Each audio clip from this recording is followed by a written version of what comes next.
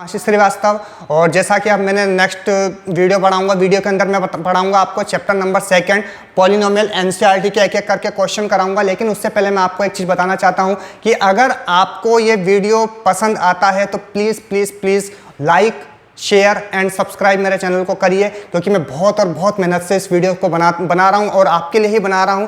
तो प्लीज़ बस रिक्वेस्ट है कि आप इस चैनल को सब्सक्राइब करना ना भूलें, शेयर करना ना भूलें, और मेरी वीडियो अगर पसंद आती है तो लाइक करना ना भूलें। और इससे पहले मैं चैप्टर नंबर 1 कंप्लीट करा चुका हूँ, तो आप मेरे डिस्क्रिप्शन में जाइए और वहाँ से आप मेरी सारी वीडियोज़ को देख लीजिए एक एक करके। तो ठीक है, तो मैं यहाँ से स्टार्ट करता हूँ चैप्टर नंबर 2 पॉलिनोमियल। देखो, तो इसमें 3 टाइप के हम क्वेश्चन पढ़ेंगे। 4th टाइप का क्वेश्चन बनता ही नहीं है, धरती पर ही नहीं बनता, बुक तो छोड़ो। ठीक है, जैसा अगर अपन बात करते हैं फर्स्ट टाइप का क्वेश्चन बनता है हमारे पास 4x² + 8x + 4।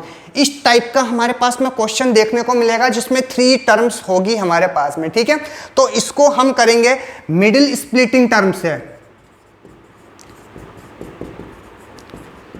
Middle splitting terms से हम इसको सॉल्व करेंगे। ठीक है, सेकंड क्वेश्चन जो हमारे पास में आता है, सेकंड टाइप का क्वेश्चन जो आता है हमारे पास में इस तरीके से आ सकता है 4x² - 8x। तो इस तरीके से भी हमारे पास में क्वेश्चन आ सकता है। तो यहां पे हम लेंगे कॉमन लेकर इसको सॉल्व करेंगे। ठीक है, थर्ड टाइप का क्वेश्चन हमारे पास में बनता है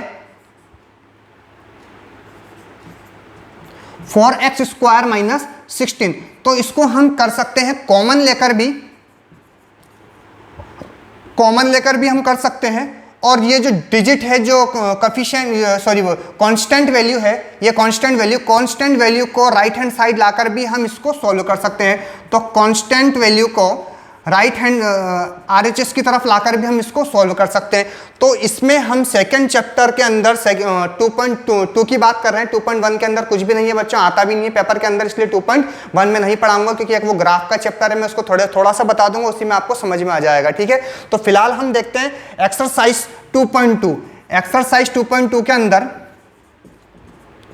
हम 3 टाइप के क्वेश्चन पढ़ेंगे। 3 टाइप के क्वेश्चन के लिए पूछेगा कि find the zeros of polynomial and verified that, या फिर रिलेशन बिटवीन, ये चीज आपको पूछेगा। तो सबसे पहले हम देखेंगे कि किस तरह की शकल होती है इन क्वेश्चंस की। तो आपको इन 3 टाइप के ही शकल देखने को मिलेगी। इन टाइप में से कोई सा भी इनमें से एक टाइप आ जाएगा आपके पास पेपर में, हाफ ईयरली लो या एनुअल लो, तो इसमें से ही दिखेगा। बाकी 4th टाइप नहीं बनता किसी भी हाल में। क्यों? क्योंकि देखो, हम जो पढ़ रहे हैं पॉलिनोमियल पढ़ रहे हैं। पॉलिनोमियल के अंदर हमारे पास में मैक्सिमम जो होता है, मैक्सिमम पावर 2, इसके अंदर हम पढ़ेंगे क्वाड्रेटिक पॉलिनोमियल।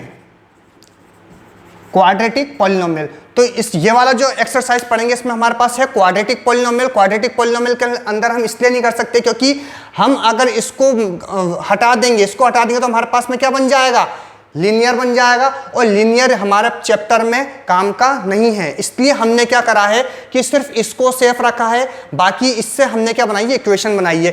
पहला जो है 3 टर्म से, दूसरे में देखो 2 टर्म से, थर्ड में क्या है 2 टर्म से। लेकिन देखो तीनों में कॉमन क्या, स्क्वायर वाली टर्म आ रही है, इसलिए हम यहाँ पे 3 टाइप ही बना सकते हैं, 4th टाइप नहीं बना सकते। तो फर्स्ट टाइप के लिए हम क्या बोलेंगे कि इसमें मिडिल स्प्लिटिंग टर्म लगेगी, इसमें 3 टर्म से, इसलिए ठीक है।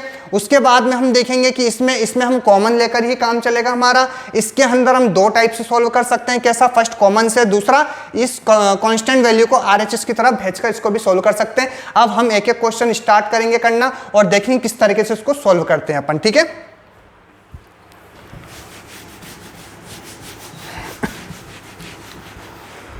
तो सबसे पहले मैंने आपको इसमें बता दिया कि आपको कैसी शक्ल देखने को मिलेगी, इस टाइप की शक्ल देखने को मिलेगी। ठीक है, अब मैं यहाँ से स्टार्टिंग करता हूँ एक एक क्वेश्चन कराने के लिए। लेकिन उससे पहले हमें ये पता होना चाहिए कि क्वाड्रेटिक इक्वेशन होती क्या है, इसकी आइडेंटिटीज क्या होती है, इसके रूल्स क्या होते हैं, कैसे वेरीफाई करेंगे, कैसे क्या करेंगे, उसके बारे में हम थोड़ा सा पहले डिटेल जानेंगे। ठीक है, तो सबसे पहले हम जानेंगे क्वाड्रेटिक इक्वेशन या क्वाड्रेटिक पॉलिनोमियल के बारे में। तो देखो, क्वाड्रेटिक पॉलिनोमियल क्या होता है, जिसमें मैक्सिमम पावर कितनी होना चाहिए, 2 होना चाहिए मैक्सिमम पावर। जैसे अगर अपन बात करें 2x² + 3x - 5, मैक्सिमम पावर तुम्हें कितनी दिख रही है, 2 दिख रही है, तो ये क्या है, क्वाड्रेटिक हो गया। ठीक है, जैसे अगर अपन बात करें 5 M square minus 6m plus 3, maximum power कितना हो गया 2 हो गया। ठीक है, तो ये क्या हो जाएगा क्वाड्रेटिक इक्वेशन हो गया। तो बच्चों एक नंबर का क्वेश्चन अगर बन के आता है वो इस तरीके से पूछ ले कि right the general form of quadratic equation या क्वाड्रेटिक पॉलिनोमियल, तो हम क्या लिखेंगे इसके लिए, general form of quadratic equation या polynomial.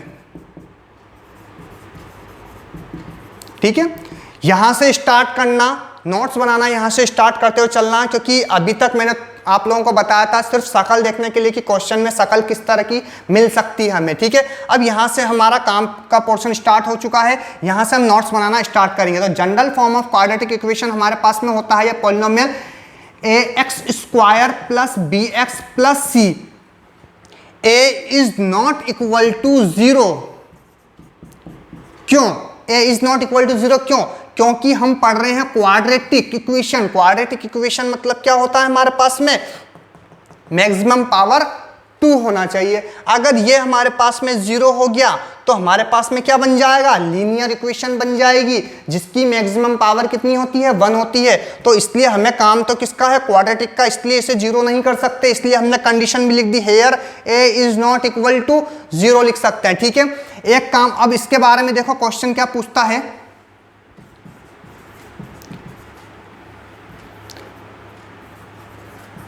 Relation between zeros and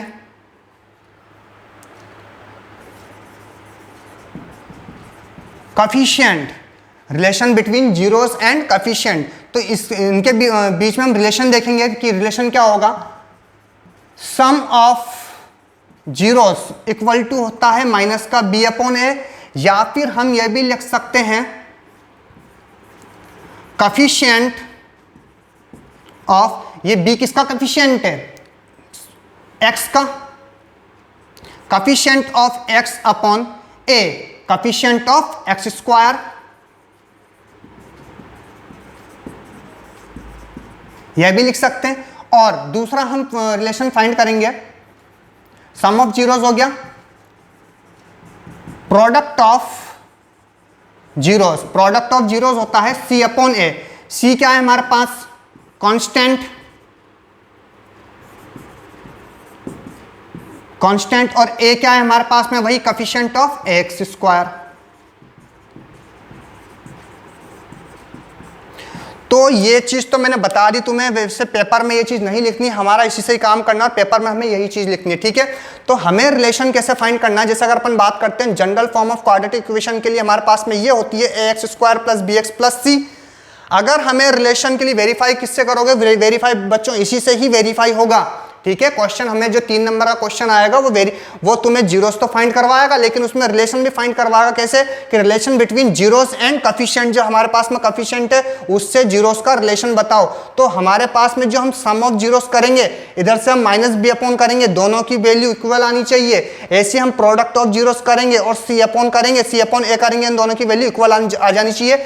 ये सब आप सभी को तब समझ में आएगा जब हम क्वेश्चन को लेकर इसको एक एक करके सॉल्व करते हुए चलेंगे, तब ये चीज समझ में आएगी।